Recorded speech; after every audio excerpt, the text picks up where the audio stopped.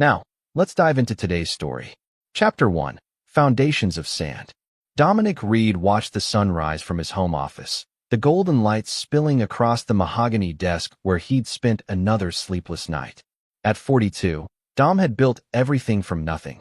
The sprawling estate in Vermont's countryside, the security company that protected half the state's elite, and the family he'd cherished above all else. The security feeds from around the property displayed on the wall-mounted screens. His gaze lingered on the garden where Vanessa was teaching Liam to plant tomatoes while little Addie chased butterflies. 7 years of marriage, 2 beautiful children, and a life many would kill for. Yet something had changed in the past months, subtle shifts in Vanessa's behavior that his security-trained mind couldn't ignore. Dom's phone buzzed. It was Clayton, his second-in-command at Reed Security Solutions. "Boss, that personal matter you asked me to look into. We should talk." Dom's jaw tightened. "Give me an hour." He closed the feed showing his family and stood, straightening his tie. Before founding his company, Dom had spent 12 years in military intelligence, followed by 5 in private security consulting in conflict zones. Those years had hardened him, taught him to trust his instincts, and those instincts were screaming now. When Dom met Clayton at their secure office downtown, the expression on his friend's face confirmed his worst suspicions. "It's been going on for about 4 months, Clayton said, sliding a folder across the desk. "The guy's name is Brendan Willis. Works as a fitness instructor at her gym. They meet 3 times a week when she's supposedly at her painting class." Dom flipped through the surveillance photos, each one a knife to his chest. "Tell me about him." 32, divorced, former semi-professional boxer who washed out after some controversy. Has a reputation for targeting wealthy married women. Your wife isn't his first. Dom closed the folder, his expression unreadable. "Have you looked into his finances?" Clayton nodded. "He's drowning in debt. Alimony, gambling problems. He's been accessing her credit cards." "And Vanessa hasn't noticed?" "She knows. She's been covering for him, moving money between accounts to hide it from you." Dom stood and walked to the window, looking out at the city he'd helped secure. "Have they discussed me? The children? Clayton hesitated. "She's told him she wants out. Says you're cold, calculating. That you're never truly present with the kids.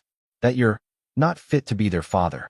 Something shifted in Dom's eyes then, a coldness that Clayton hadn't seen since their days tracking hostiles overseas.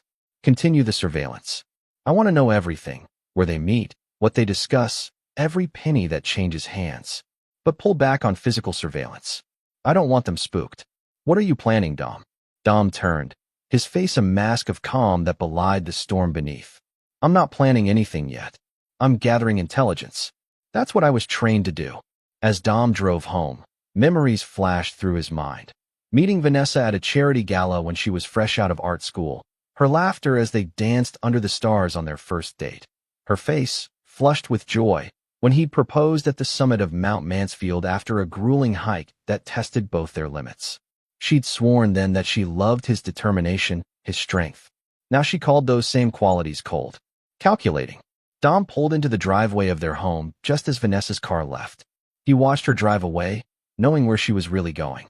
Inside, the nanny, Marielle, was preparing lunch for the children. "Daddy," Addie squealed, running into his arms. At 5, she was all bouncing curls and endless energy. Liam approached more cautiously. At 7, he was observant, sensitive, too much like Dom himself. "Where'd Mom go?" Dom asked casually, lifting Addie into his arms. "She said she has her painting class," Liam answered, eyes sharp. "But she forgot her paints again." Dom met his son's gaze. In that moment, he realized Liam knew more than a child should. The boy had inherited Dom's perceptiveness, his attention to detail. "Why don't we have lunch together? Then I'll help with your science project." As they built Liam's model solar system, Dom made a decision. He wouldn't confront Vanessa yet. This required strategy, patience. He had built his life on anticipating threats and neutralizing them decisively. And a threat had just entered his home. Chapter 2. The Unraveling. For 2 weeks, Dom played the oblivious husband. He attended business dinners alone while Vanessa claimed headaches. He pretended not to notice the text notifications she rushed to check. He feigned sleep when she slipped into bed smelling of unfamiliar cologne, scrubbed skin, and lies. Meanwhile, the intelligence grew. Clayton had placed surveillance on Brendan Willis and discovered a pattern of predatory behavior spanning years. The man targeted affluent women, isolated them from their families, then bled them dry financially before moving to the next victim. He has a record, Clayton reported, handing Dom another file. Sealed juvenile cases, but I have contacts. 2 domestic violence complaints from his ex-wife, both dropped. And something interesting, he has a severe gambling problem. Owes money to some dangerous people. Dom scanned the file. Who? The Callahan family. Irish mob connections in South Boston. Not people you want chasing you for 50 grand. Dom closed the file. I want you to make a call to their representative. Don't mention Willis. Just say you have a mutual interest to discuss. I'll take the meeting. Dom, Clayton's voice dropped. These aren't people to mess with. Neither am I.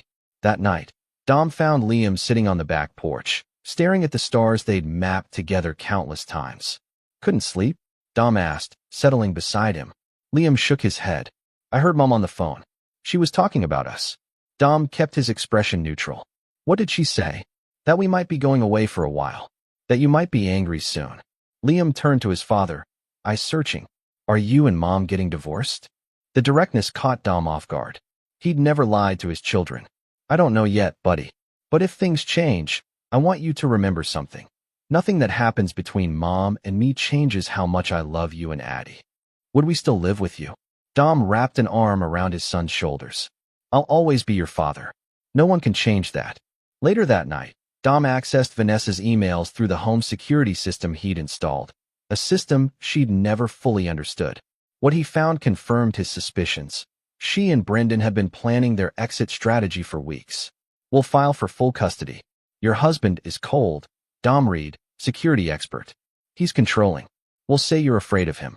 Once we have the kids, we'll liquidate what we can. I know a guy who can help with the transfers. The house alone is worth millions. Dom's hands tightened on the desk edge until his knuckles were white. They weren't just planning to leave. They were planning to take everything, including his children, including Liam and Addie. The next morning, Dom left for what Vanessa thought was a business trip to Philadelphia. Instead, he met with Sean Callahan in a private room at a South Boston establishment that hadn't changed its decor since the 1970s. Mr. Reed, Callahan nodded, his accent thick despite decades in America. My associates tell me you're a man with resources and discretion, and they tell me Brendan Willis owes you a considerable sum. Callahan's eyes narrowed. You know the man? He's sleeping with my wife, planning to take my children and liquidate my assets. A slow smile spread across Callahan's weathered face. And you're here because? Because I'm willing to clear his debt, with interest, in exchange for certain considerations. I'm listening. Dom laid out his terms. He wasn't buying violence. He was buying time and leverage. Callahan studied him with newfound respect. You military boys never do things halfway, he mused. Consider it done.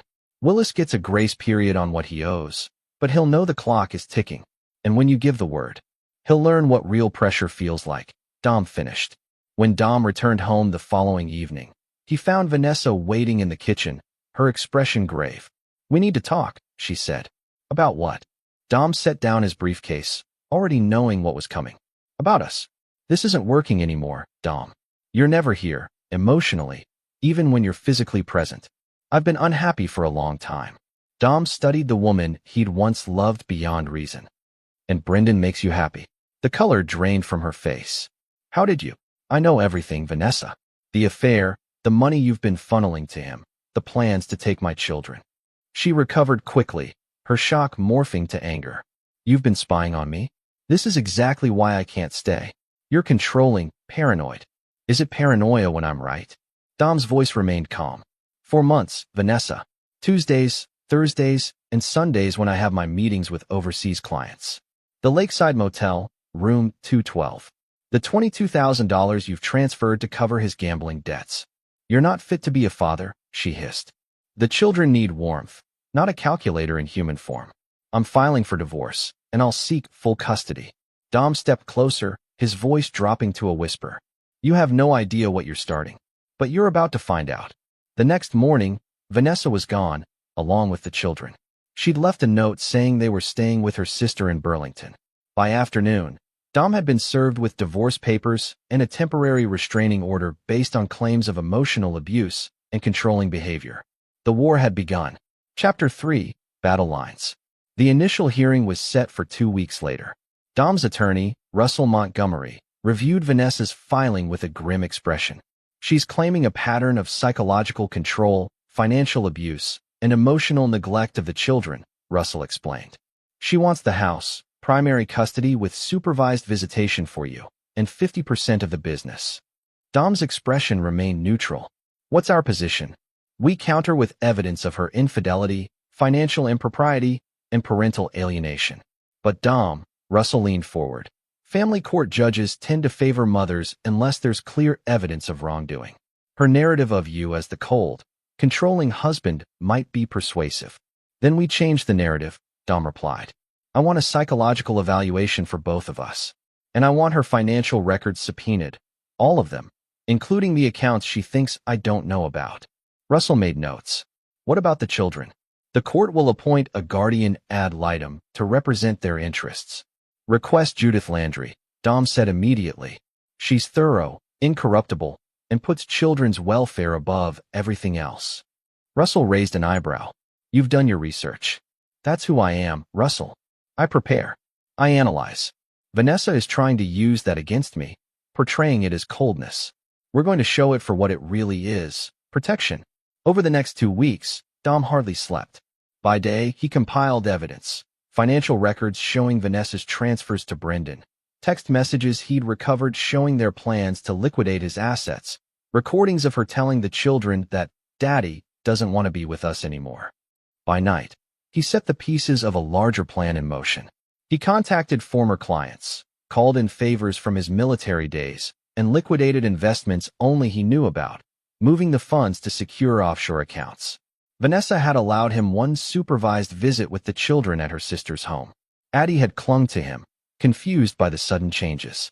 Liam had been quieter, watchful, slipping Dom a folded paper when Vanessa wasn't looking. I know Mom is lying. The note read in careful 7-year-old handwriting. I heard her talking to that man. She said they would get all your money. I'm scared, Dad. Dom had carefully folded the note and slipped it into his pocket, heartbreaking for his son's lost innocence. Time's up, Vanessa had announced, returning to the room after another secretive phone call. Already, Addie had protested. But Daddy was going to tell us about the stars. Daddy has to go, Vanessa insisted, shooting Dom a warning look. He's very busy with work. Dom had kissed his daughter's forehead. I'm never too busy for you, he whispered. Remember that. To Liam, he'd given a meaningful look. Keep watching the stars, buddy. I'll see you soon. The day before the hearing, Brendan Willis received an unexpected visitor at his apartment, a representative from the Callahan family, reminding him of his outstanding debt and the temporary reprieve he'd been granted. The message was clear. His grace period was tied directly to the outcome of tomorrow's hearing. That same evening, Vanessa received a text from an unknown number. You picked the wrong man to betray. Tomorrow, you'll learn what that means. When she frantically called Brendan, he was too shaken by his own visitor to offer comfort. Dawn broke on the day of the hearing with Dom already awake, reviewing his strategy one final time. Today wasn't about winning or losing. It was about setting the stage for what would follow. About showing Vanessa and Brendan exactly who they had underestimated. As he straightened his tie and prepared to leave, Dom's phone chimed with a message from Clayton. Package secured. Waiting for your signal. Dom smiled for the first time in weeks. Game on, he whispered to his reflection. Chapter 4, Courtroom Maneuvers. The family courthouse buzzed with the low murmur of broken relationships and contested futures. Dom sat with Russell at the respondents' table, his posture relaxed despite the stakes. Across the aisle, Vanessa whispered urgently with her attorney, a sharp-featured woman named Patricia Donovan known for her aggressive tactics in high-asset divorces. Brendan was conspicuously absent, though Dom had confirmed through Clayton that the man was watching Addie while Vanessa was in court.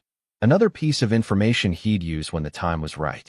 Judge Harold Maxwell entered, a stern-faced man in his 60s with a reputation for being unpredictable but fair. Maxwell reviewed the paperwork before him, frowning slightly. We're here for Reed versus Reed, preliminary hearing regarding temporary custody and support pending divorce proceedings, he announced. Ms. Donovan, you're representing the petitioner? Patricia rose.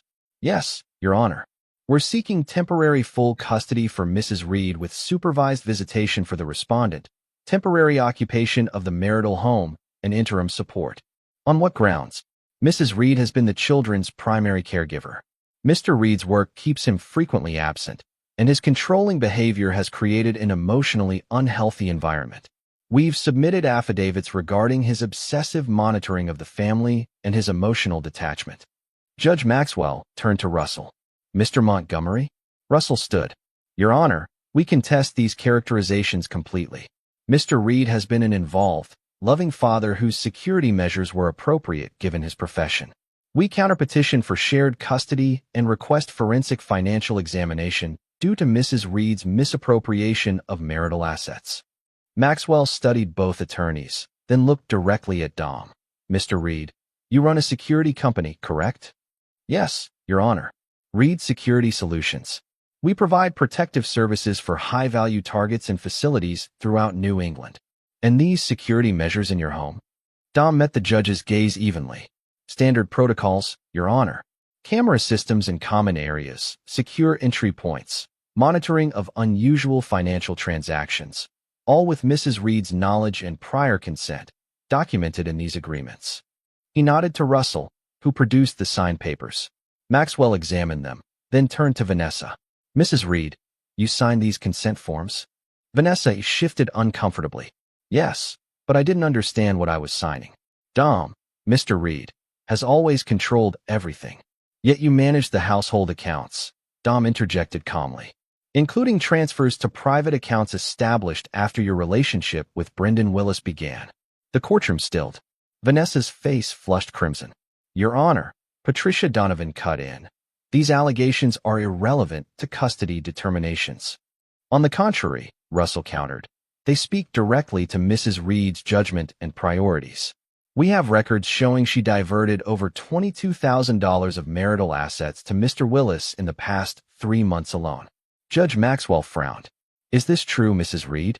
Before Vanessa could respond, the courtroom doors opened, and Judith Landry, the guardian ad litem, entered with Liam and Addie. The children's eyes widened at the formal setting. Your Honor, Judith announced, I've brought the Reed children as requested. They've asked to address the court. This was unexpected. Dom had requested Judith's appointment, but hadn't anticipated her bringing the children to this preliminary hearing. He caught Liam's eye, seeing determination in his young face. Maxwell nodded. While unusual at this stage, I believe hearing directly from the children might be illuminating. Mrs. Landry, have you completed your initial assessment? I have, Your Honor, Judith replied. And I believe what the children have to say is relevant to these proceedings. Vanessa rose halfway from her seat. Your Honor, my children shouldn't be subjected to this. They're too young to understand. I'm not too young, Liam interrupted, his voice clear despite his obvious nervousness. I understand what's happening. Maxwell studied the boy. Very well. Liam, would you like to speak with me privately in chambers? Liam shook his head. No, sir. I want everyone to hear. He pulled a folded paper from his pocket. I wrote this for you. The judge nodded to the bailiff, who took the letter and delivered it to the bench. As Maxwell read, his expression grew increasingly grave. Mrs. Reed, he said finally, this letter contains some concerning allegations. Your son claims he overheard you discussing plans to, and I quote, take everything from Dad with a man named Brendan. He further states that you told this man that you would make Dad look crazy so you could get full custody. Vanessa paled. He's misunderstood. He's just a child. I also have recordings, Dom interjected quietly, of Mrs. Reed coaching the children to say they're afraid of me. Judge Maxwell's eyebrows rose. Recordings? Russell produced a flash drive. Security footage from the Reed home, Your Honor. Legally obtained through systems Mrs. Reed consented to in writing.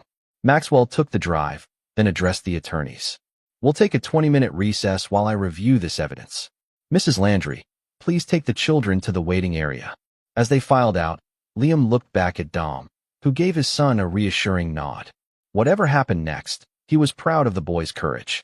In the hallway during recess, Vanessa cornered Dom away from the attorneys. You planned this, she hissed. You turned my own son against me. Dom regarded her calmly. I didn't have to turn anyone against you, Vanessa. You did that yourself when you plotted to take my children and destroy me." He stepped closer, lowering his voice. "But this is just the beginning. By the time I'm done, you and Brendan will understand exactly what it means to betray me." Fear flickered in her eyes. "What are you going to do?" Dom smiled, the expression not reaching his eyes. "I'm going to watch you destroy yourselves." When court reconvened, Judge Maxwell's expression was stern. "Having reviewed the initial evidence, I'm deeply troubled by what appears to be calculated manipulation by Mrs. Reed. The temporary orders will be as follows. The children will remain in the marital home, with Mr. Reed maintaining primary residence there. Mrs. Reed may have supervised visitation 3 times weekly. Mrs. Reed will vacate the marital residence within 48 hours. Vanessa gasped audibly while Patricia Donovan began furiously scribbling notes for an appeal. Furthermore, Maxwell continued, all marital assets are frozen pending forensic accounting.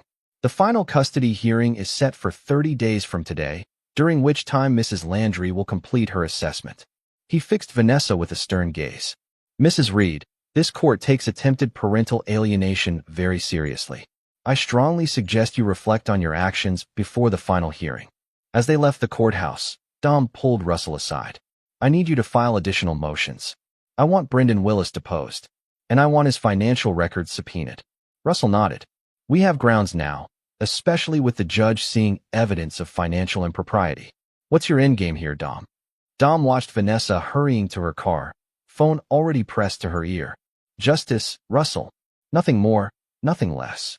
That night, Dom brought the children home. Addie fell asleep quickly, exhausted by the day's emotions. Liam lingered in the doorway of Dom's office. Did I do the right thing, Dad? He asked quietly. Dom set aside his work and motioned his son over. You told the truth, Liam. That's always the right thing. Mom's really mad at me. She's not mad at you. She's mad at the situation. Dom chose his words carefully. Adults sometimes make mistakes. Big mistakes. Your mom made some, and now she has to face the consequences. Liam considered this. Are you going to make her sorry? Dom studied his son's face, seeing understanding beyond his years. I'm going to make sure justice happens. That's different from revenge. But as Liam finally went to bed, Dom returned to his computer, continuing to unravel the web of financial transactions between Vanessa and Brendan. Justice and revenge weren't always different things. Sometimes, they were exactly the same. Chapter 5, Pressure Points.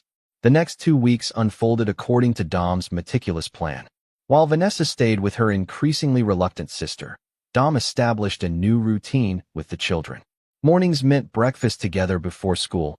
Evenings were for homework and activities. He took leave from active field operations at RSS, working from home to ensure his presence was constant and meaningful. Meanwhile, the pressure on Brendan Willis intensified. The Callahan family's representative made it clear that his grace period was contingent on his separation from Vanessa, an ultimatum that sent him into a panic.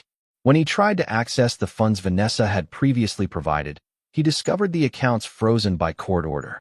Depositions began, creating additional stress. Russell Montgomery questioned Brendan for 6 grueling hours about his relationship with Vanessa, his financial situation, and his future plans for her children. Would you say you've encouraged Mrs. Reed to seek full custody? Russell asked. Brendan shifted uncomfortably.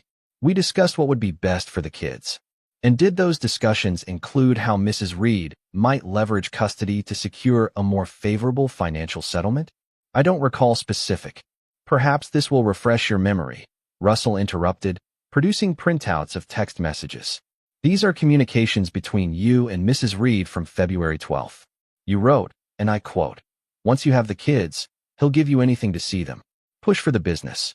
That's where the real money is. Brendan paled, eyes darting to his attorney. I was just trying to help Vanessa get what she deserves. What she deserves, Russell repeated. And what about what the children deserve? A stable home? Their father's presence? Objection, Brendan's attorney interjected. Argumentative. Russell smiled thinly. Withdrawn. Mr. Willis, are you aware that interfering with parental relationships can be considered in custody determinations as harmful to children's best interests? The questions continued, each more pointed than the last. By the end, Brendan was visibly shaken, his confident facade crumbling. Vanessa's deposition was equally devastating. When confronted with financial records showing systematic transfers to Brendan, she struggled to explain. He needed help, she insisted. He was going through a difficult time. A difficult time that coincided precisely with the beginning of your affair, Russell noted. Mrs. Reed, did you ever consider that Mr. Willis might be interested in your financial resources rather than a genuine relationship? That's absurd, Vanessa snapped. Brendan loves me. Does he love your children as well? Of course. Then perhaps you can explain this text from Mr. Willis, dated March 3rd. The kids are a means to an end. Once we have control, we can send them to boarding school. Vanessa's face crumpled. He didn't mean that. He was frustrated that day.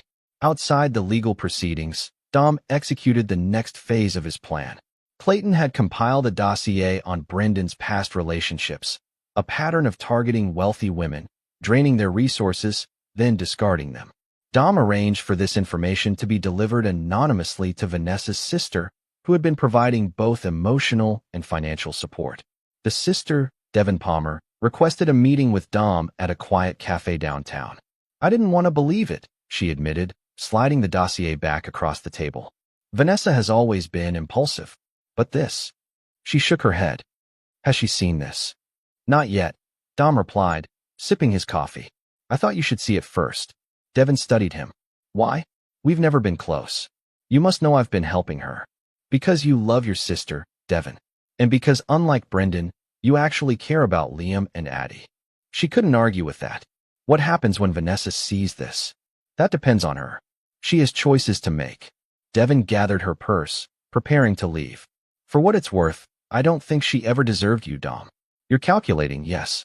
But never cold. Not with those kids. After she left, Dom made a call to Clayton. It's time for phase 2. Release the financial information to the Callahans. That evening, as Dom helped Liam with his science homework, his phone rang with Vanessa's ringtone. Can I take this in my office? He asked Liam. Keep working on those planets. I'll be right back. In his office, Dom answered calmly.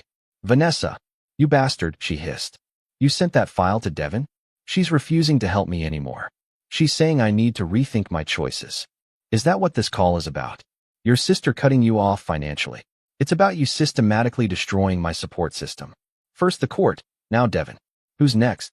Dom leaned back in his chair. I haven't destroyed anything, Vanessa. I've simply exposed the truth. If the truth is destructive to your plans, that's not my problem. I want to see my children, she demanded. The supervised visits aren't enough. The court order is clear, Dom replied evenly. 3 supervised visits per week. I've accommodated every scheduled visit. You're enjoying this, aren't you? Watching me suffer. Dom considered the question. No, Vanessa. I don't enjoy seeing the mother of my children self-destruct. But I won't pretend I'm not satisfied seeing justice done. After hanging up, Dom returned to help Liam finish his model solar system. As they worked, Dom noticed his son's pensive expression. What's on your mind, buddy?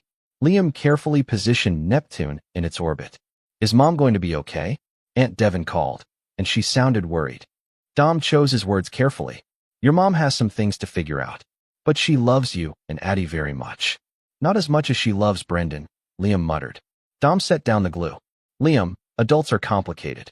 Sometimes they make bad choices that hurt people they love. That doesn't mean they don't love you. But you wouldn't do that, Liam insisted.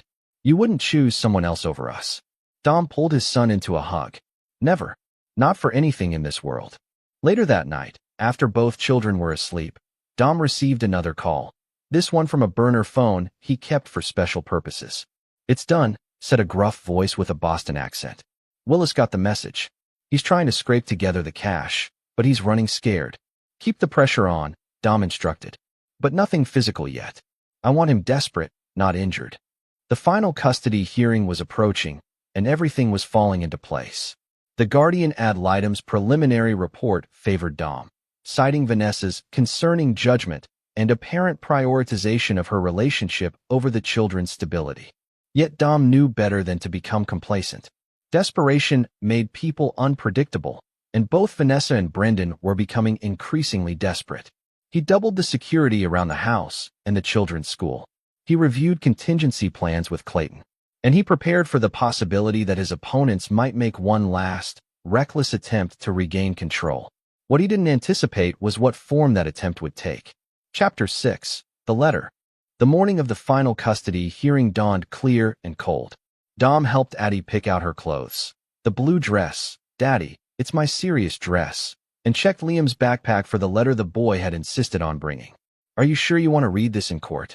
Dom asked. You don't have to. Liam nodded solemnly. I wrote it myself. Ms. Landry helped me with some spelling, but they're my words. Dom respected his son's determination. I'm proud of you. Whatever happens today, remember that. Vanessa arrived at the courthouse with Brendan, a tactical error that Dom had anticipated but hadn't expected her to actually make. Russell raised an eyebrow at their united front. She's doubling down, he murmured to Dom. Bold strategy. Desperate strategy, Dom corrected. She's lost Devin's support. She needs him now. Inside the courtroom, the atmosphere was tense. Judge Maxwell entered, reviewing the updated files before him. Before we begin, he announced, I want to clarify that this hearing will determine final custody arrangements. The guardian ad litem has submitted her report, and I've reviewed all depositions and financial disclosures.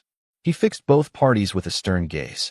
I must say, Mrs. Reed, that the evidence of financial impropriety and attempted parental alienation is deeply troubling. Patricia Donovan rose quickly. Your Honor, my client acknowledges some errors in judgment, but maintains that Mr. Reed's controlling nature contributed significantly to the breakdown of the marriage. We have witnesses prepared to testify regarding Mr. Reed's obsessive tendencies and emotional detachment. Witnesses? Russell challenged. Or friends of Mrs. Reed with no first-hand knowledge of the Reed family dynamics? Judge Maxwell raised a hand. We'll hear testimony from all relevant witnesses. But first, Mrs. Landry, please present your findings. Judith Landry approached the bench. Your Honor, after extensive interviews with both parents and the children, I find that Mr. Reed provides the more stable environment. Mrs. Reed has demonstrated questionable judgment, particularly in involving Mr. Willis in custody discussions before any legal determinations were made. The children, especially Liam, have expressed anxiety about their mother's relationship and her apparent prioritization of Mr. Willis over their needs. Vanessa made a small, distressed sound. Brendan placed a hand on her arm, which she shook off, another telling gesture that Dom noted. Furthermore, Judith continued, Mr. Reed has maintained the children's routines despite the upheaval, ensuring their academic and emotional needs are met. While Mrs. Reed clearly loves her children, her recent decisions suggest she currently lacks the judgment to prioritize their best interests. Judge Maxwell nodded. Thank you, Mrs. Landry. We'll now hear from. Your Honor, Judith interrupted. Liam Reed has asked to address the court. He's prepared a statement. Maxwell considered this. While unusual, given the child's age, I'll allow it. He turned to the attorneys. Any objections? Patricia Donovan hesitated, glancing at Vanessa's anxious face. No objection, Your Honor. Liam approached the bench, clutching his letter in slightly trembling hands. At 7, he seemed simultaneously too young and too old for the burden he carried. Liam, Judge Maxwell said gently, you can read your letter whenever you're ready. The courtroom fell silent as Liam unfolded his paper. Dear Judge Maxwell, he began, his voice small but clear. My name is Liam Reed. I am 7 years old and in 2nd grade. I am writing to tell you what I want to happen with my family. He paused, gathering courage before continuing. My mom says my dad is not fit to be a father because he is cold and calculating. But that's not true. Dad helps me with homework every night. He knows I'm afraid of thunderstorms, so he built me a special weather app that shows when storms are coming so I can be prepared. When I had nightmares, he taught me to breathe like a soldier and face my fears. Mom says Dad doesn't care about feelings. But when our dog Max died, Dad cried with me under the stars and told me all living things are made of stardust. So Max is still with us in the universe. I know Dad seems quiet sometimes, but that's because he's listening. He listens to everything I say, even when I talk about Minecraft for hours. Mom is always on her phone when I talk. I heard Mom telling Brendan that they would take all Dad's money and send me and Addie to boarding school. Brendan said we were annoying brats when he thought I couldn't hear. He makes Mom different. She forgets to come to my science fair and my soccer games when she's with him. I want to live with my dad. I want Addie to live with my dad. I don't want to go to boarding school. I want my family back the way it was, but if I can't have that, I want to stay with the parent who puts me first. Thank you for listening to me. Ms. Landry said judges are very smart and fair. I hope you will be fair to my dad. Liam folded the letter and looked up at the judge. That's all I wrote, sir. The courtroom remained utterly silent. Vanessa had tears streaming down her face. Brendan stared at the floor. Dom felt a complex mixture of pride in his son's courage and sorrow that he'd been forced into this position. Judge Maxwell cleared his throat, visibly moved. Thank you, Liam. That was very well written and very brave. As Liam returned to his seat beside Dom, the judge turned to Vanessa. Mrs. Reed, do you wish to respond to your son's statement? Vanessa stood shakily. Your Honor, I never meant. She looked at Brendan, then back at Liam. Something shifted in her expression, realization dawning painfully. I've made terrible mistakes, she whispered. I never wanted to hurt my children. Judge Maxwell nodded gravely. Sometimes our actions have consequences we don't foresee. Mrs. Reed, do you wish to revise your custody petition in light of today's testimony? Patricia Donovan leaned in to whisper urgently to Vanessa, but she shook her head. No, Your Honor, Vanessa said quietly. I believe the children should remain with their father. I request liberal but supervised visitation until I can. She swallowed hard. Until I can demonstrate better judgment. A murmur ran through the courtroom. Dom kept his expression neutral, but inwardly, he was surprised. This concession wasn't part of his anticipated scenarios. Brendan shot to his feet. Vanessa, what are you doing? We had a plan. Mr. Willis, Judge Maxwell interrupted sharply. You are not a party to these proceedings. Sit down or be removed. Brendan subsided, his face contorted with anger. Dom noted the calculating look he directed at Vanessa. No longer the adoring lover, but a man seeing his meal ticket slipping away.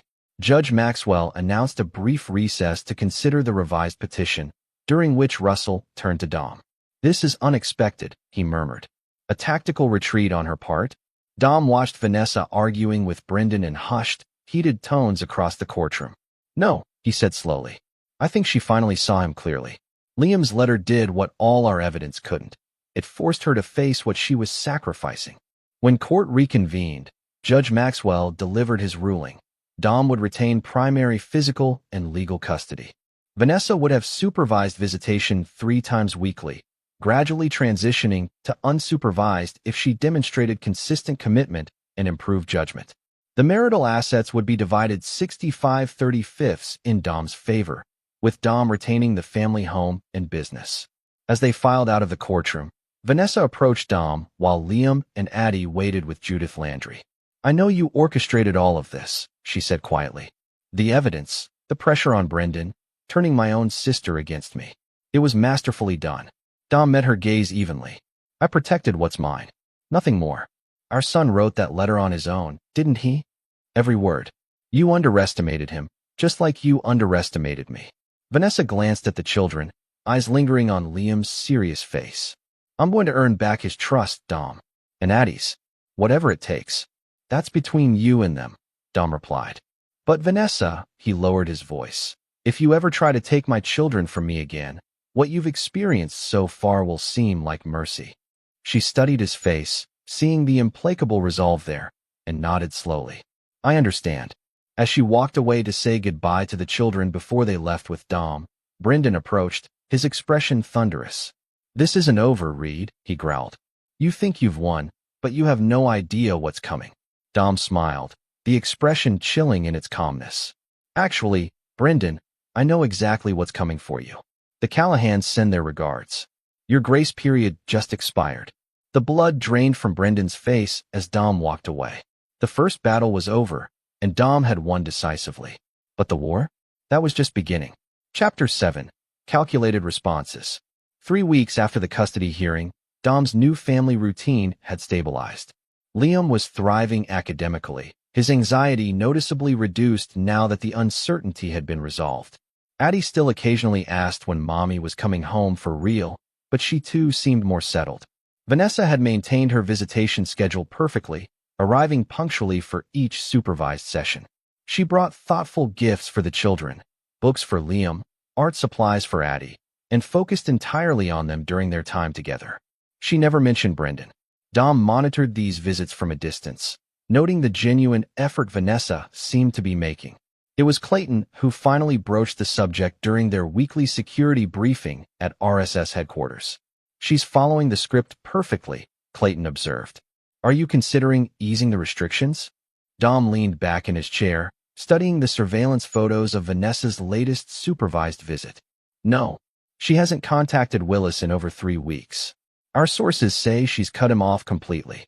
"She's a good actress," Dom replied. "Always has been." Clayton hesitated. "The kids seem to be responding well to the visits. They miss their mother." "That's natural." Dom closed the file. "What's the update on Willis?" Clayton's expression shifted to satisfaction. "The Callahans called in their marker. He paid what he could, about 12 grand, but he's still 38 short. They've given him 2 weeks to produce the rest. And he can't access Vanessa's resources anymore," Dom noted. "Has he tried contacting her?" "Multiple times. She's blocked his number, changed her email. He showed up at her sister's place once, but Devin threatened to call the police." Dom nodded. "Good. And the other matter?" Clayton produced another file. "Your suspicions were correct. Willis has approached 3 other potential targets in the past week, all wealthy women, all recently separated or divorced. He's desperate for a new revenue stream. Make sure they receive anonymous warnings about his pattern. Include documentation." "Already done." Clayton studied his friend. "Dom, where does this end? You've won. You have the kids, the house, the business. Vanessa is complying with everything. Willis is self-destructing. What's your endgame here?" Dom stood and walked to the window, looking out at the city below. "Justice isn't just about winning, Clayton. It's about consequences. Lasting consequences." Later that evening, as Dom helped Addie with her bath, his secure phone buzzed with a text from an unknown number. "We need to talk. About Brendan. It's urgent. V." Dom finished Addie's bedtime routine, read her a story, then checked on Liam, who was already engrossed in a book about space exploration. Only then did he reply to Vanessa. "Jefferson Park. The boathouse. 9 p.m. He arrived early, scanning the area from his parked car. The park was mostly empty at this hour, a few joggers circling the well-lit paths. The boathouse sat dark and quiet by the small lake. Vanessa arrived at exactly 9, clutching her coat tightly against the evening chill. Dom emerged from the shadows, startling her. "Jesus, Dom," she gasped. "Do you have to do the whole mysterious operative thing?" "Old habits," he replied.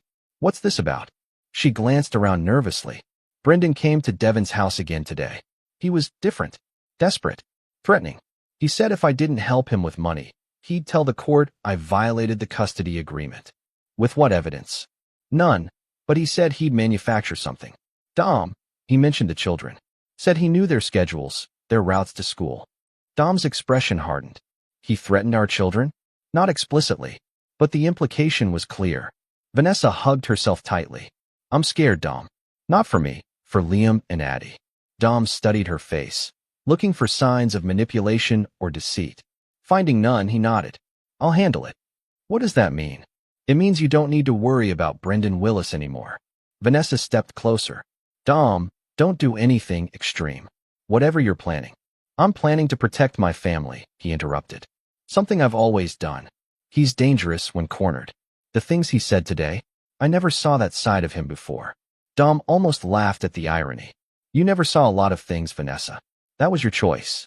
She flinched at the coldness in his tone. "I deserve that. But Dom, please be careful. Whatever happens to Brendan, the children still need you." He nodded once. "Go home, Vanessa. Don't contact Willis again. If he approaches you, call me immediately, not the police." As she turned to leave, she paused. "For what it's worth, Dom, I'm sorry. Not just for the affair, but for trying to take the children. For saying you weren't fit to be a father." She swallowed hard. "You're a better parent than I ever was." Dom watched her walk away, her words echoing in his mind. Once, they might have meant something. Now, they were just empty sounds, too late to change anything. Back in his car, Dom made a call to a number few people possessed. "Callahan," answered the gruff voice. "It's Reed. Willis has escalated. He's making threats against my family." A pause. "That wasn't part of our arrangement. Consider it a breach of contract on his end." Another pause. "What are you suggesting?" "I'm not suggesting anything. I'm informing you that if something happens to Willis, I won't be asking questions." "Understood."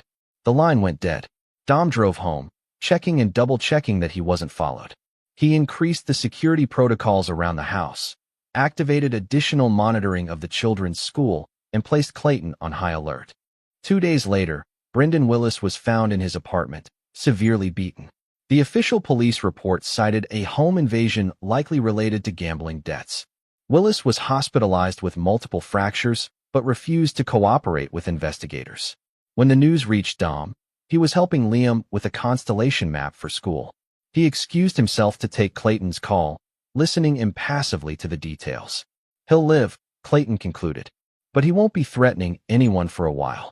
Keep monitoring the situation, Dom instructed, and double the security on the children until further notice. That night, after the children were asleep, Dom received another text from Vanessa. I heard about Brendan. Was that you? He didn't reply. Some questions didn't deserve answers. The next morning, as Dom dropped the children at school, the principal approached him. Mr. Reed, a moment, please? Dom followed her to her office, instantly alert. We had an incident yesterday afternoon, she explained. A man matching Mr. Willis's description was spotted photographing the playground during recess. Security approached him, but he left before they could question him. Ice filled Dom's veins. This was yesterday? Before his accident? Yes, around 2 p.m. Dom thanked her for the information and immediately called Clayton. Willis was at the school yesterday, before the Callahans paid him a visit. Christ, Clayton muttered. You think he was serious about the threats? I think we need to finish this, Dom replied. Permanently. There was a long pause. Dom, I've followed you into war zones. You know I'm with you whatever happens. But are you sure about this? There's no coming back from some decisions. Dom thought of Liam's face as he read his letter in court, of Addie asking when the bad things would be over, of the photographs Willis had taken, planning God knows what. I've never been more certain of anything, he answered. Set up the meeting. Chapter 8, The Reckoning. The warehouse on the outskirts of South Boston had once been a textile factory before industry abandoned the area. Now it stood isolated and forgotten, perfect for conversations that needed privacy. Dom arrived first, as was his habit, securing the perimeter and establishing exit routes. Clayton accompanied him, along with 2 trusted operatives from RSS positioned outside as lookouts. Sean Callahan arrived 20 minutes later with 3 associates. The Irish mobster looked incongruous in his tailored suit amid the dusty abandonment of the warehouse. Mr. Reed, he greeted with formal cordiality. I understand our mutual associate has become a larger problem than anticipated. Dom nodded. He threatened my children. Callahan's expression darkened. There are lines even in our business. Family is sacred. He gestured to one of his men, who brought forward a laptop. We've been monitoring Willis since our discussion with him. He's made some concerning purchases. The laptop displayed screenshots of Willis's recent transactions, a high-powered telephoto lens, a used car purchased with cash through a third party, and a hunting knife. He's also been researching your security company, Callahan continued, trying to identify vulnerabilities. What's your assessment? Dom asked. He's planning something desperate. Our conversation may have accelerated his timeline, but it didn't change his intentions. Dom studied the evidence, his military training automatically calculating threat assessments. He's targeting the children to get to me and Vanessa. That would be my reading, Callahan agreed. The question is, what do you want to do about it? Dom met the older man's gaze. I want a permanent solution. Callahan nodded slowly. Understood. But there are complications. Willis called in a marker of his own, an old boxing associate with connections to law enforcement. They're watching him, which means they'd watch us. Dom considered this. Then we need to make him come to us. On our terms, in a controlled environment. And how do you propose to do that? With the one thing he wants more than revenge, money. The plan came together over the next hour. Callahan's resources, combined with Dom's strategic expertise, created a trap that would remove Willis as a threat permanently while maintaining plausible deniability for all involved. As they finalized the details, Callahan regarded Dom with newfound respect. You know, in another life, you could have run an organization like mine. Dom shook his head. I have different priorities. Your children, Callahan nodded. Family first. That's something we agree on. 3 days later, Brendan Willis, still bruised but mobile, received an anonymous text with an account number and password. When he accessed the account, he found a transaction history showing payments from Vanessa that had been hidden from the divorce proceedings. The account contained $175,000 with a pending transfer set to empty it in 48 hours. The accompanying message was simple. Emergency Fund V set up for us. Password is where we first met. Need to access before automatic transfer on Wednesday. Meet tomorrow night for details. The location specified was an abandoned construction site where a luxury hotel project had stalled due to financing issues. The half-finished structure offered multiple access points, limited visibility from surrounding areas, and no functioning security cameras. Dom arrived 3 hours early, methodically preparing the site. Clayton and 4 other RSS operatives took positions at strategic points, maintaining radio silence except for predetermined check-ins. Vanessa, despite her initial reluctance, had agreed to play her part. Dom had explained just enough of the plan for her to understand the stakes. He threatened our children. Dom had reminded her. Whatever happens tonight ensures they'll be safe. Vanessa had nodded, fear and resolve mingling in her expression. Just tell me what to do. Now she waited in her car 2 blocks away, ready to make a brief, carefully orchestrated appearance before being escorted to safety by one of Dom's operatives. At precisely 10 p.m., Willis's borrowed Honda pulled into the construction site. He moved cautiously, his recent injuries evident in his halting gait. Dom watched through a thermal scope as Willis checked obvious hiding spots, his boxing background making him more security-conscious than the average civilian. Satisfied he was alone, Willis pulled out his phone and sent a text. 2 minutes later, Vanessa's car appeared at the perimeter of the site. She remained inside, engine running, exactly as instructed. Willis approached her car, and they exchanged words through the partially lowered window. Though Dom couldn't hear the conversation, he could see Willis's growing agitation through the scope. Vanessa handed him a printed paper, account details with a false password, then quickly drove away as planned. The moment Vanessa cleared the perimeter, Dom activated the next phase. The construction site's temporary generator failed, plunging the area into darkness. Willis froze, instantly alert to the threat. Vanessa, he called out, reaching inside his jacket where Dom knew he carried the recently purchased hunting knife. She's gone, Dom replied, his voice echoing slightly through the unfinished structure. It's just you and me now. Willis spun, trying to locate the source of the voice. Reed? What the hell is this? This is a reckoning. Dom moved silently to a new position, his military training allowing him to navigate the darkness with precision. You threatened my children, Brendan. Did you really think there wouldn't be consequences? I don't know what you're talking about, Willis protested, still turning frantically. I came here to meet Vanessa about the account. The account doesn't exist. Neither does the money. But the photographs you took at my children's school? Those were very real. Willis's breath quickened. This is entrapment. I've got people watching me, law enforcement. Your boxing friend? Dom interrupted. Officer Daniels. He's currently responding to a domestic disturbance across town. Very unfortunate timing. Fear finally entered Willis's voice. What do you want from me? I want you to understand something. Dom moved again, circling closer. Some men can be threatened. Some can be bought.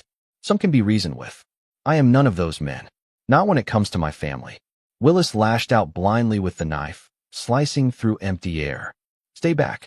I swear I'll. You'll what? Dom was suddenly directly behind him. You'll hurt me? Like you planned to hurt my children? Willis whirled, knife extended, but Dom was ready. He blocked the arm, twisted, and dislocated Willis's shoulder with a sickening pop. The knife clattered to the concrete floor as Willis howled in pain. Dom kicked the weapon away, then circled his opponent. You know the interesting thing about construction sites, Brendan? So many accidents happen, especially when unstable individuals with gambling debts and violent histories trespass after hours. You're going to kill me, Willis gasped, clutching his useless arm. No. Dom shook his head. I'm going to give you a choice. He detailed the terms. Willis would sign a videotaped confession admitting to threatening the Reed children, attempting to extort money from Vanessa, and planning violence against the family. The confession would be held in escrow by attorneys Dom trusted implicitly. Willis would then leave the state permanently. A one-way ticket to Arizona was already purchased in his name. If you ever return to Vermont, if you ever contact Vanessa or anyone connected to my family, if you so much as search our names online, the confession goes to police, Vanessa's attorney, and the judge overseeing our custody arrangement. Your boxing friend won't be able to help you then. Willis, sweating and pale with pain, glared up at Dom. And if I refuse? Dom smiled coldly. Then we move to Plan B. Mr. Callahan has a construction company that's breaking ground on a new project next month. The foundation will be poured here, right where we're standing. You can imagine the rest. The threat hung in the air between them. Willis searched Dom's face for any sign of bluff or hesitation and found none. You're a psychopath, he whispered. No, Dom countered. I'm a father protecting his family. There's nothing I wouldn't do to keep them safe. He checked his watch. You have 30 seconds to decide. In the end, Willis chose self-preservation. The confession was recorded, the documents signed. By dawn, he was on a plane to Phoenix with explicit instructions never to return. As Dom watched the flight confirmation appear on his phone, Clayton approached. It's done, Dom said simply. Clayton nodded. Was it worth it? Dom thought of the children sleeping safely at home, unaware of the night's events. Ask me that in 20 years. As they prepared to leave, Dom's phone rang. It was Vanessa. Is it over? She asked without preamble. Yes. He won't bother us again. A long pause. What did you do to him? Nothing he didn't deserve. Dom wouldn't share details, even with her. The important thing is the children are safe. Thank you, she whispered. I know you didn't do it for me, but thank you. Dom ended the call without responding. Some debts couldn't be repaid with gratitude. Chapter 9. Unforgiving Skies. 5 years passed like the turning of seasons, inexorable, transformative. Liam grew into a thoughtful 12-year-old with Dom's analytical mind and unexpected artistic talents inherited from his mother. Addie, now 10, developed into a confident, athletic girl whose competitive spirit reminded Dom of himself at that age. Reed Security Solutions had expanded across New England, Dom's reputation for thoroughness and discretion attracting high-profile clients nationwide. The company now employed over 100 people, including Clayton as Dom's official partner. Vanessa had gradually earned increased visitation rights, eventually achieving the unsupervised weekends specified in their custody agreement. She had returned to art, finding modest success with gallery showings in Burlington. She dated occasionally, but never seemed to form lasting relationships. Brendan Willis remained in Arizona, monitored periodically through Dom's extensive network. He had found work as a personal trainer, seemingly learning from his past mistakes. Dom maintained the surveillance nonetheless, trust being a luxury he no longer afforded to those who had once betrayed him. Life had found a new rhythm, a careful balance that prioritized the children's well-being above lingering resentments. Dom had dated occasionally, a pediatrician named Marie for several months, later a security consultant who understood his demanding schedule, but never allowed anyone to integrate fully into his family life. Then came the call that disrupted the carefully constructed equilibrium. It was a Tuesday afternoon when Vanessa phoned, her voice uncharacteristically hesitant. Dom, I need to talk to you. In person, if possible. They met at a cafe halfway between their homes, neutral territory where they occasionally discussed parenting matters. Vanessa looked well. Her art career had brought new confidence, and she'd maintained the healthier lifestyle she'd adopted after the divorce. But today, anxiety shadowed her features. I've been offered an artist residency, she said after they'd ordered coffee. In Barcelona. It's a tremendous opportunity, a year working with some of Europe's most respected contemporary artists. Dom absorbed this. Congratulations. When do you leave? That's what I wanted to discuss. She twisted her napkin nervously. It's a family residency program. They provide accommodations and schooling for children of selected artists. Understanding dawned. You want to take Liam and Addie to Spain for a year. It would be an incredible experience for them. International schooling, cultural immersion. No. Dom's response was immediate, definitive. Vanessa had clearly anticipated this. Dom, please consider it. This isn't like before. I'm not trying to take them from you. It's one academic year. You could visit any time. They'd video chat with you daily. The custody agreement is clear, Vanessa. The children's primary residence is with me. Agreements can be temporarily modified for extraordinary circumstances. She leaned forward. This is a once-in-a-lifetime opportunity, not just for me, but for them too. Dom studied her, searching for hidden motives and finding none. Have you discussed this with them? No. I wanted to talk to you first. He nodded, acknowledging the respect this demonstrated. I'll consider it, but I make no promises. That evening, Dom researched the residency program extensively. It was legitimate and prestigious. The educational component was solid, affiliated with an international school of excellent reputation. The accommodations were in a safe, family-friendly district. Yet something kept him from embracing the idea, something beyond the practical concerns of distance and disruption. He found Liam in the backyard observatory Dom had built for his 11th birthday, charting stars with methodical precision. "Dad," Liam greeted without looking up from his telescope. "Saturn's rings are particularly clear tonight." Dom smiled. "Mind if I join you?" They spent an hour identifying constellations before Dom broached the subject. "Your mom mentioned an opportunity today. An artist residency in Barcelona." Liam adjusted his telescope slightly. "For her paintings? That sounds cool. The program includes families. You and Addie would go with her for a year." Liam's hands stilled on the telescope. "Leave Vermont." "Leave you? It would be temporary. You'd still see me through visits and video calls." Liam turned to face his father, his expression serious beyond his years. "What do you think about it?" Dom considered his answer carefully. "I think it's an educational opportunity with advantages. I also think it would significantly change our current arrangement." "You don't want us to go." "It wasn't a question. My preferences aren't the only consideration here, Liam. This is about what's best for you and your sister." Liam returned to his telescope, making minute adjustments. "Remember when you taught me about stars dying?" he asked suddenly. Dom nodded, unsure where this was leading. "You said even when stars die, their light keeps traveling. Sometimes for years." Liam looked up from the eyepiece. "Mom left us once.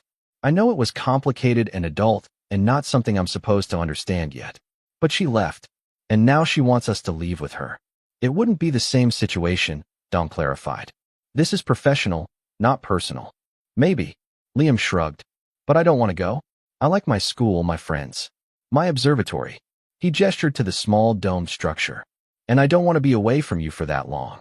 Dom rested a hand on his son's shoulder, neither encouraging nor discouraging his position. "Think about it for a few days. Talk to your sister. This isn't a decision we need to make immediately." Addie's reaction the following day was more emotional. At 10, her understanding of the past was less complete than Liam's, filtered through a younger child's limited perspective. "Why can't you come too?" she demanded, frowning at the unfairness of adult arrangements.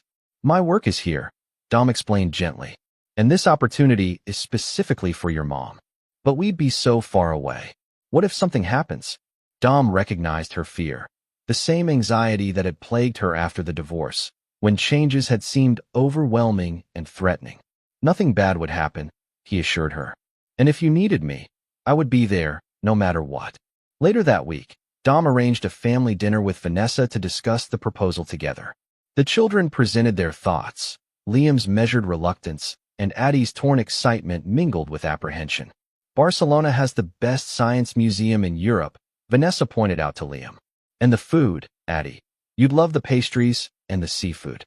The children listened politely, but without enthusiasm. After they were excused, Vanessa turned to Dom. "They're letting you influence them," she accused quietly. "I've been careful not to," Dom replied. "Unlike you, who's shown them brochures and videos of Barcelona before our agreed family discussion." Vanessa had the grace to look embarrassed. "I was trying to help them visualize the opportunity. You were trying to sway them." She sighed. "Maybe a little. But Dom, they need to stretch their wings. Experience more than just Vermont. We travel," he pointed out. "National parks every summer. Washington, D.C. last year. The Space Center in Florida. Carefully controlled environments with itineraries you plan to the minute," she countered. "This would be different. Immersive."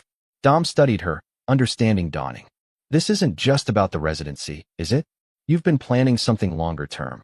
Vanessa looked away, confirming his suspicion. "There's an arts collective in Barcelona. They've offered me a permanent teaching position starting after the residency. I'd have studio space, exhibitions throughout Europe. And you want the children with you." "They're my children too, Dom. I've worked so hard these past 5 years to be a better mother, to rebuild their trust. Is it so wrong to want them with me?" Dom felt a familiar coldness settling in his chest, the same sensation he'd experienced when he first discovered her betrayal years ago. "So this residency is just the foot in the door." The real plan is relocation. Not necessarily permanent, she argued. Maybe a few years. They'd spend summers with you. Holidays. It could work. No. The single syllable hung between them, definitive and unyielding. Dom, please. No, Vanessa. You lost the right to make unilateral decisions about our children when you plotted to take them from me the first time. When you told Brendan I wasn't fit to be a father. When you chose him over them. Her face paled. That was years ago. I've changed. I've proven myself. And I acknowledge that. It's why you have unsupervised visitation now. But asking for my children to move to another continent? After what happened before? That's not happening. Our children, she corrected, anger flaring. And this isn't like before. There's no hidden agenda. Dom raised an eyebrow. Except for the permanent position you just admitted to, which I was going to discuss once we'd made the residency decision, she insisted. The answer is no to both. File a motion with the court if you want to challenge it. Vanessa studied him, searching for flexibility and finding none. You've never forgiven me, have you? Not really. I've moved forward, Dom corrected. That's different from forgiveness. The children will resent you for this someday, she warned. For keeping them from opportunities. I'm keeping them safe and stable. If that earns their resentment, I'll accept it. They parted that evening with the matter unresolved, but Dom's position remained firm. The following week, Vanessa filed a motion requesting temporary modification of the custody agreement to accommodate the residency program. The case went before Judge Maxwell, now nearing retirement, but still on the family court bench. The judge remembered the Reed case well. Mrs. Reed, he addressed Vanessa after hearing both arguments. While I acknowledge your improved parenting and commitment to the current arrangement, I must consider the children's best interests above all else. Disrupting their education, social connections, and time with their primary custodial parent for a year represents a significant change that must be justified by extraordinary benefit. The cultural and educational opportunities, Vanessa began, can largely be achieved through shorter trips and local programming, Maxwell finished. Furthermore, the court has concerns about your disclosed intent to potentially extend this arrangement into a multi-year relocation. Vanessa shot an accusatory glance at Dom, who remained impassive. Mr. Reed did not bring this to the court's attention, Maxwell clarified, noting her reaction. You disclosed it yourself in your supporting documentation, perhaps not realizing its implications. The judge denied the motion, advising Vanessa that she was free to pursue the residency individually if she wished, with appropriate arrangements for maintaining her visitation schedule upon her return. Outside the courthouse, Vanessa confronted Dom. You knew this would happen. You knew Maxwell would side with you. I knew he would apply the same standards he always has, the children's stability and best interests. This was their chance to experience something extraordinary, she argued, tears of frustration gathering. Something neither of us had growing up. They have extraordinary experiences, Vanessa. They have love, security, consistency. That's more valuable than a year in Barcelona. She studied him, a realization dawning. You're punishing me. Still, after all this time. Dom shook his head. This isn't about punishment. It's about protection. From what? From me? I'm their mother. Yes, the mother who once told me I wasn't fit to be their father, who planned to take them away forever, who put her own desires above their well-being. Dom's voice remained calm, factual. I acknowledge you've changed. I respect the efforts you've made. But trust, once broken, is never fully restored. So that's it. I'll never be forgiven, never be trusted with my own children. Dom considered her question. Not in the way you want. Not completely. Tears spilled down Vanessa's cheeks. You're a hard man, Dominic Reed. Only with those who've proven they need hardness, he replied. The children will always know I love them and will protect them, no matter what, no matter from whom. That's the only certainty I can offer in this world. Vanessa accepted the residency without the children, arranging for intensive visits before her departure and regular video calls during her absence. Dom facilitated these connections, recognizing their importance while maintaining his boundaries. On her last night before leaving for Spain, Vanessa had dinner with the children at Dom's house, a concession he made to ease their transition. After the children went to bed, she lingered in the foyer, looking around at the home they had once shared. A part of me will always love you, she admitted softly. The man I thought you were, at least. Dom regarded her without animosity, but without warmth. I was always this man, Vanessa. You just didn't want to see it. Will you ever forgive me? Truly forgive me? Dom considered the question. What would forgiveness change? Would it erase what happened? Would it make me forget the lessons I learned? It might bring you peace, she suggested. I have peace, he countered. I have my children, safe and thriving. I have a life built on clarity rather than illusion. Forgiveness is irrelevant to that. Vanessa nodded slowly, accepting the finality in his words. Take care of them, Dom. Always.